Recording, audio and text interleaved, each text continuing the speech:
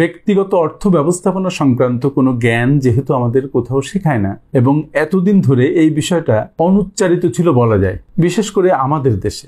এই জন্য মানুষ দেখবেন যে অর্থ সংক্রান্ত ডিসিশনগুলা সম্পর্কে খুবই বেখেয়ালি এবং ওয়াকিবহাল নয়।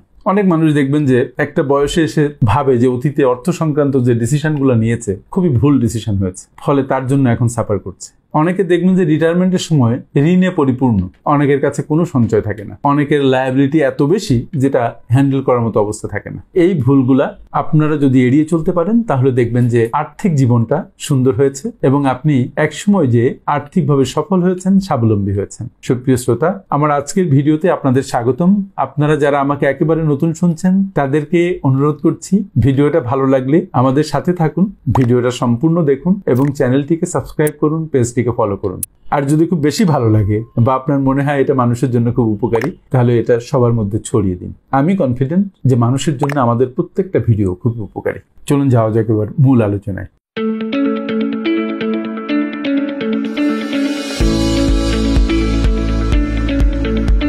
নাম্বার 1, সাধ্যের মধ্যে না চলা। যেসব মানুষের আপনি এখন দুর্গতি দেখছেন বা রিটায়ারমেন্টের পরে দেখছেন যে খুব আর্থিক দুরবস্থার মধ্যে পতিত হয়েছে, খুব যত্ন করে যদি খেয়াল করেন তাহলে দেখবেন যে এই ভদ্রলোক তার সাধ্যের মধ্যে চলতে পারেন নাই বা চলেন নাই। হয়তো উনি জানতেনই না যে সাধ্যের মধ্যে না চললে পরবর্তীতে একটা মারাত্মক সংকট হতে পারে। সাধ্যের মধ্যে চলাটা হচ্ছে এরকম যে আপনি যদি 50,000 টাকা আয় করেন তাহলে তার মধ্যে আপনি চলবেন। অন্তত আপনি 45,000 টাকা খরচ করেন যদি বয়স খুব অল্প হয়, যদি একটু বয়স বেশি হয় তাহলে 40,000 টাকা খরচ করুন এবং এই যে 10,000 টাকা থাকছে বা 5,000 টাকা থাকছে সেটা সঞ্চয় করুন। সেই সঞ্চয়কে একসময় ইনভেস্টমেন্টে টার্ন করুন এবং এটাকে কন্টিনিউ করতে থাকেন আপ টু ইয়োর রিটায়ারমেন্ট। এখানে এই বিষয়টা কিন্তু খুব জরুরি, সেটা হচ্ছে ইনভেস্টমেন্ট শুরু করে আপনি সেটা কন্টিনিউ করুন, আপনি সঞ্চয় শুরু করে সেটা কন্টিনিউ করতে থাকেন, মাঝখানে থামার দরকার নেই। লম্বা সময় ধরে যদি আপনি সঞ্চয় এবং বিনিয়োগ করেন তাহলে রিটায়ারমেন্টের সময় আপনার হাতে প্রচুর টাকা থাকবে এবং আপনার জীবনে একটা আর্থিক শৃঙ্খলা থাকবে।